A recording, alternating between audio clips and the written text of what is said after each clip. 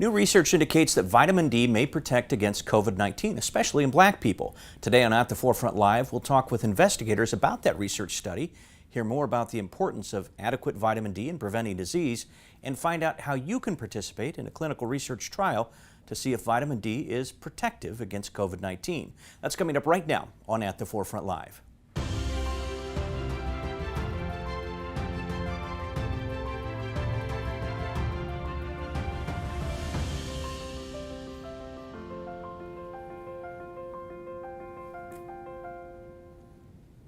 And we want to remind our viewers that today's program is not designed to take the place of a visit with your physician.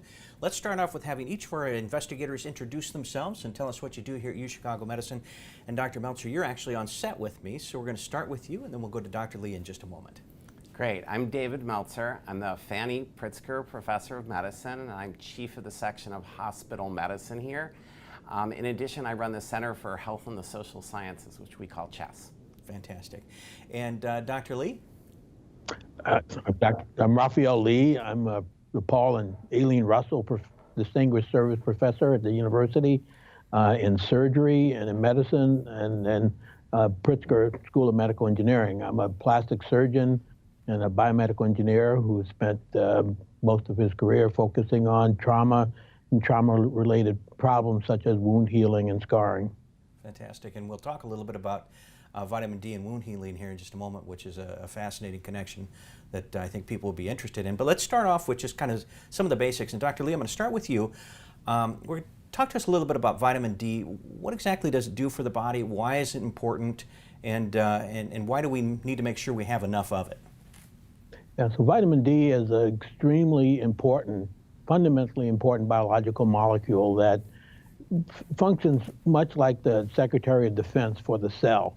And it regulates the immune system. It regulates and controls the ability of cells to respond to stress and injury, attacks by offending organisms like viruses and bacteria. And it really has an ancient history in biological system dating back over 500 million years. And so it's still, even today in our complex systems, no longer single cells like yeast and fungi, but now complex organismal systems such as a person. The immune system has several different components, and vitamin D continues to play the central role in regulating the body's response to stress and injury. So its ability as the single cells in the body to protect itself with antimicrobial proteins and repair molecules and controlling inflammation, and then modifying the part of the immune system that actually learns from an offending organism so that it develops antibodies and gets the delayed response. We call that adaptive immunity. So vitamin D is really essential in terms of body function. So how do we get vitamin D? I think that's the big question everybody will ask. We think about it. I think about going out in the sun, but there are other ways. And I don't know. Is that the primary way to get vitamin D? Yeah. So the term vitamin implies that all the vitamin, that the source is through nutrients. But in fact, our bodies can make vitamin D with the aid of sunlight. The sunlight, cholesterol is converted into skin to an active molecule that then gets converted into vitamin D, and that happens with the influence of the ultraviolet component of the sunlight. And so our skin plays an important role in regulating how much vitamin D we make, and also that means that sunlight exposure is really important. And therein lies where there are differences in the color of skin and also the changes in human habitat over the last 100,000 years that human society existed on Earth. So in the last couple of hundred, we've moved increasingly indoors and we get less sunlight exposure. There's some advantages to that, but the disadvantage is that the vitamin D production is low. Now, the other source of vitamin D is dietary. And so, plants make a form of vitamin D called D2, and then animal systems like fish make vitamin D by getting the precursor from the plants that grow on the surface of the ocean, which is the main source of vitamin D, and then they convert that to a vitamin D3. So today, our primary source of vitamin D, particularly for those of us who live up above the level of like St. Louis and north of that, can't get enough sunlight, so we have to have the dietary intake, and fish and certain kinds of plants, mushrooms and so forth. And then, of course, we have vitamin D fortified milk and so forth in modern society. Those are really our dietary sources of vitamin D. And I was going to say, you brought up where we live. Chicago is kind of a difficult place in the winter because it is gray a lot, and so I would imagine you don't get nearly the vitamin D levels you would want from the sun. But skin color is also an important factor in this. People of color tend to get a little less vitamin D, is that correct? Yeah, so that's the reason why, one of the main reasons why there is variation in skin color. The people that normally have emerged from parts of the world that's more equatorial and in the temperate zones, they need color in their skin, so not to make too much vitamin D. But those who have come from the more northern or more southern regions of the globe where there's less sunlight and there's more overcast, they don't have very much pigment in the skin because they need as much sunlight as they possibly can to make vitamin D, and they've adapted other mechanisms to control the immune response. Now, I also, when we talk about vitamin D and its function, calcium and bone metabolism is the thing that comes to mind first, but calcium plays a key role in regulating the immune system.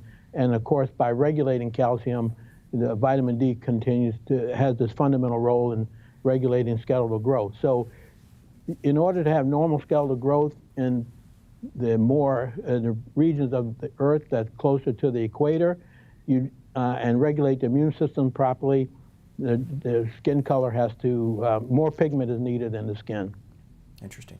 So Dr. Meltzer, I know that you've been studying the relationship between COVID and vitamin D, and that's been taking over the news lately. It seems like we were talking before the program about just all of the attention that you've received for the study. Tell us how you got interested in that, and what are you seeing so far? Yeah. So I had a general awareness of the importance of vitamin D for bone health and that it was important for immune function. But what really got me interested in this topic was an article that I saw that had been published about 2 years ago that showed that patients who were randomly assigned to get vitamin D supplements had about a 70% reduction in viral respiratory tract infections. And I saw this article back in March. At that point, COVID was brand new. We knew it was caused by a coronavirus, knew that was a viral respiratory tract infection. I knew that coronaviruses are common causes of viral respiratory tract infections and thought, boy, maybe vitamin D would work. And so what I did was I went into the records that we have here in the hospital for the patients that we've cared for over the years. And I knew that we had a large group of patients who had vitamin D levels that we'd seen in the past and that they were coming in and getting tested. And so I looked to see whether those patients who had vitamin D deficiency and hadn't adequately been supplemented were more likely to test positive for COVID. And what I discovered is that those patients who were indeed vitamin D deficient and hadn't been treated were almost twice as likely to test positive for COVID. And that's the basis of the article that we published in JAMA Network Open. That's fascinating. We will take questions from the viewers. We're going to try to hold some of those towards the latter part of the program because we have quite a few questions to get through that we already talked through with our researchers first, but we will take your questions. So just type them in the comment section. We'll get to as many as possible as we can. So talk to us about differences in race, because we touched on that with Dr. Lee a little bit just a moment ago, but you're seeing some pretty marked differences, I would imagine, in the study? Yeah, I knew when I started this that vitamin D deficiency was much more common in people with darker skin and much more common in areas like Chicago where we don't get much sun. In our original sample, the majority of patients who were coming in and getting tested for COVID were African American. So we knew we had a sample that was heavily African American and thought that that might be the group where we were seeing the biggest effects. But we didn't have enough cases at that point to really study it. So over time, we collected more cases. Our original study was with only 600 cases, and most recently we published a second study with 3,000 cases. And with the larger sample size, we were able to break things down by race and also by level of vitamin D. And what we found was that the effects, the association of vitamin D deficiency with COVID was much stronger for African Americans. And moreover, what we found was that the risk of testing positive for COVID was actually increased even with levels that were above what is considered adequate. So normally 30 or above, 30 nanograms per milliliter or above is considered an adequate level. And we found that patients who had levels of 30 to 40 nanograms per milliliter of vitamin D actually had a 2 to 3-fold times increased risk of COVID compared to patients who had 40 nanograms per milliliter or more. So that made us think that African Americans may benefit in terms of immune function of having even higher levels.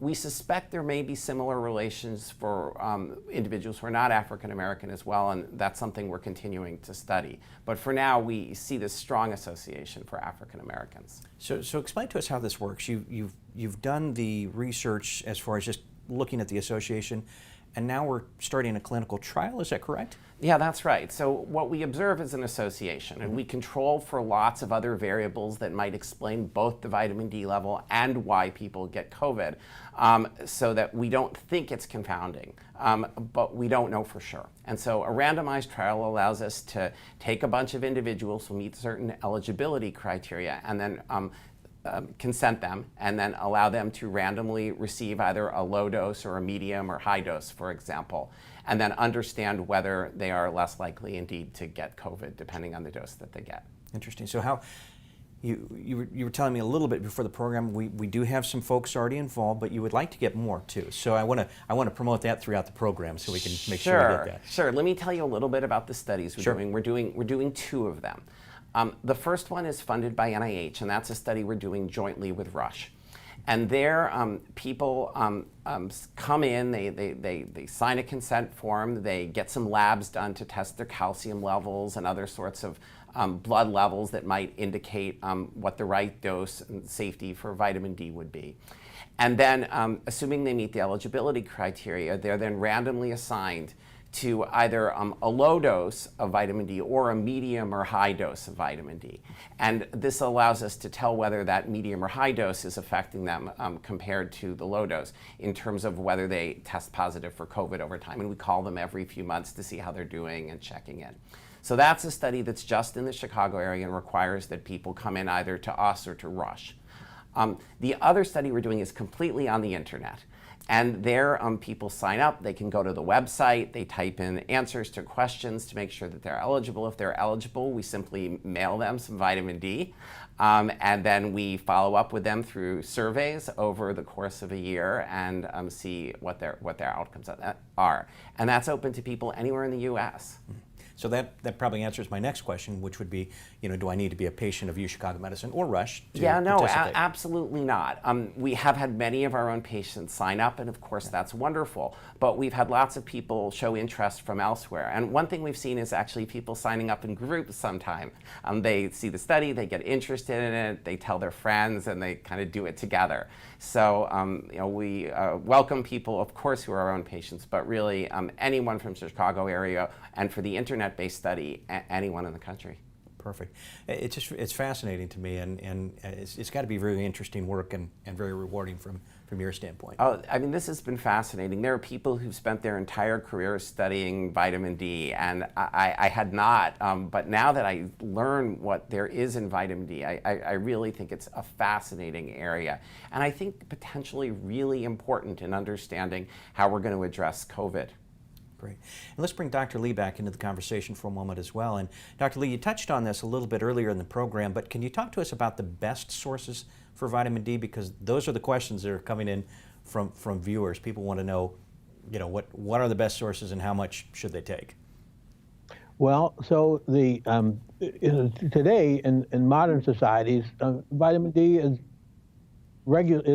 quite available in pharmacies and the over-the-counter preparations that are usually based on fish oil. You can get them in various doses. The dosage is in units because it's not a pure compound, but is measured in terms of its activity. So if one is a typical dose of vitamin D traditionally has been somewhere between 400 and 2,000, and now we know that that's pretty inadequate. You can get pills up to 5,000 or 10,000 units at your pharmacy, and of course, as you over the counter. And the amount that you should take, you should really have a physician's advice. Because some people have medical problems that could influence the amount of vitamin D they should take.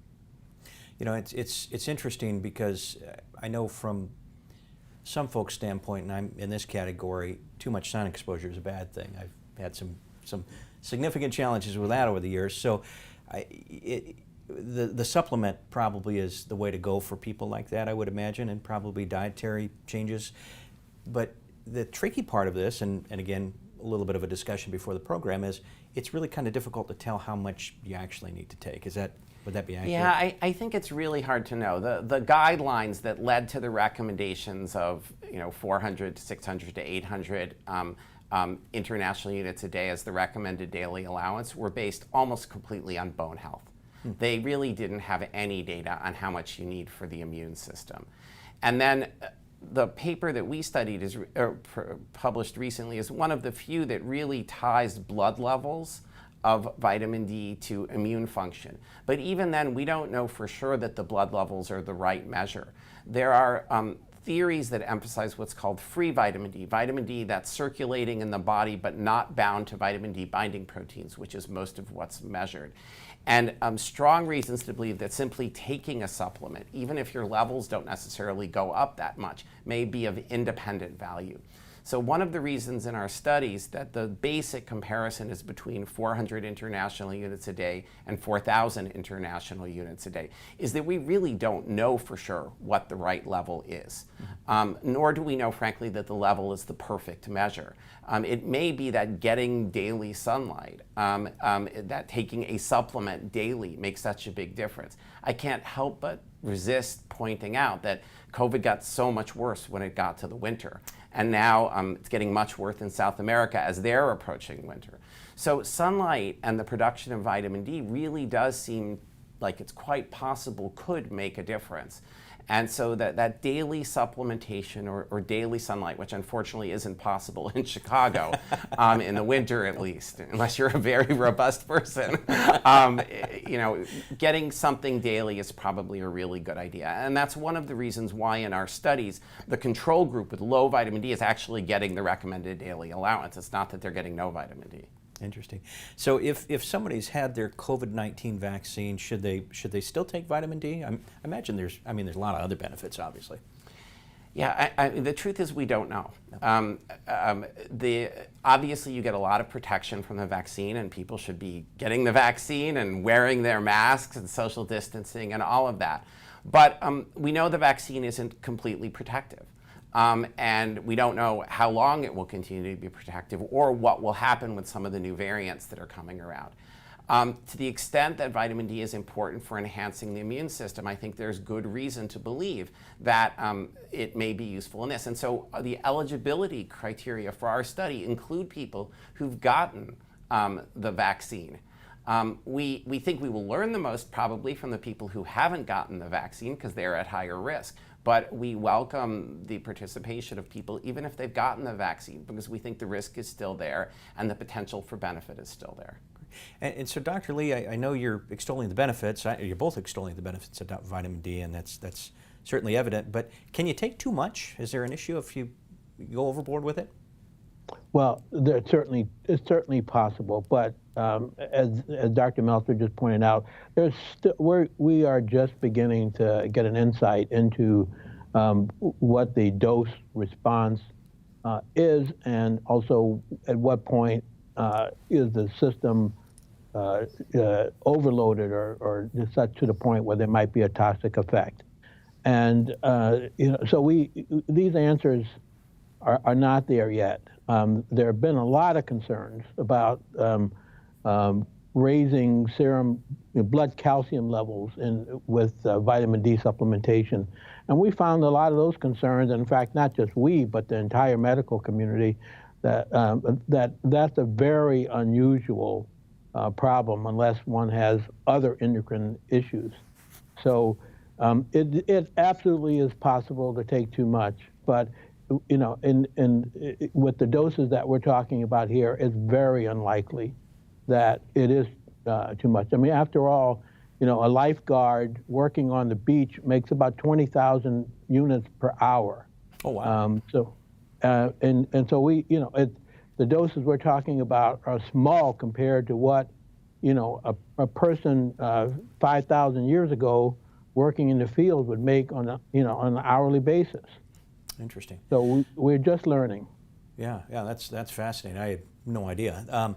We are getting some questions from viewers, and I want to get to as many of those as we've got about 9 minutes left. So this one is from YouTube. Thanks for viewing on YouTube. Can people with high vitamin D have low antibodies as T cells have already taken care of infection with the help of vitamin D? Dr. Meltzer, I don't know if you want to... I don't know, or Dr. Lee, Dr. would you Lee, like you want to to try answer that one?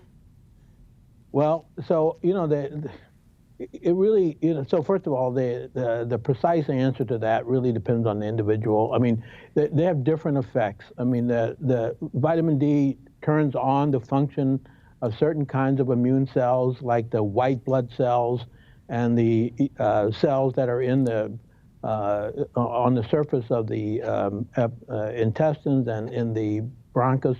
These are eosinophils that have sort of a generalized, predetermined response, but it downregulates a bit the other types of immunity.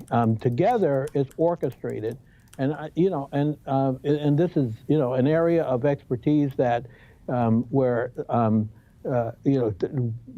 new results are coming out every year. We don't know the entire story yet. Yeah, no, I think that's a great answer, and I'll just add that one of the things we know about vitamin D is it's an immunomodulator. It doesn't just activate the immune system, but it prevents it from becoming overreactive, which, as we know, is a problem in COVID. And there's some evidence that it also increases the specificity of response to the immune system, so better targeting the pathogen without leading to too much inflammation. Interesting. Here's another good question. Does a vitamin D lamp help, or does it need to be a supplement? Because I have heard about people that buy the specific lamps that they'll put on themselves when they're at their desk at home all day. Yeah, I think we know that sunlight works very well. I know that there are vitamin D lamps that have been shown to increase vitamin D levels. I think there are a variety of brands out there. How well they work, I can't speak to any specific brand. But you do have to be careful, of course, because that's ultraviolet radiation and there are risks associated with that. So it's definitely something that's in the realm of things worth thinking about. But we're studying supplementation because it's much cheaper and doesn't have some of the same exposure risks. But as Dr. Lee said very rightly, there's a lot we don't know about vitamin D. And there may be some hidden advantages to lamps in doing things like breaking down vitamin D once it's already been activated and then needs to be gotten rid of. Great. Dr. Lee, another question from a viewer. I'm going to throw this one to you. Does vitamin D need to be combined with other vitamins like K to be effective? No. I mean, vitamin D does require certain action of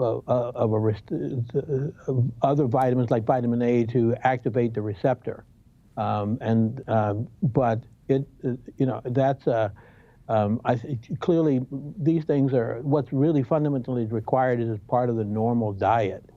So there's no other cofactor that's required to take with vitamin D for vitamin D to be effective in a normal person with a balanced diet. Interesting. Another question from a viewer. Dr. Meltzer, I'm in your study with Rush. I'm concerned that I have to decrease my vitamin D3 in order to go on your low-dose study. I've been on 6,000 IU for 14 years. What effect, if any, will this have on my levels? Yeah, so in general, if people are on a dose of vitamin D that they've been recommended by a doctor, we recommend that they stay on that dose. Okay. We don't want to disrupt a plan of care that has worked for someone.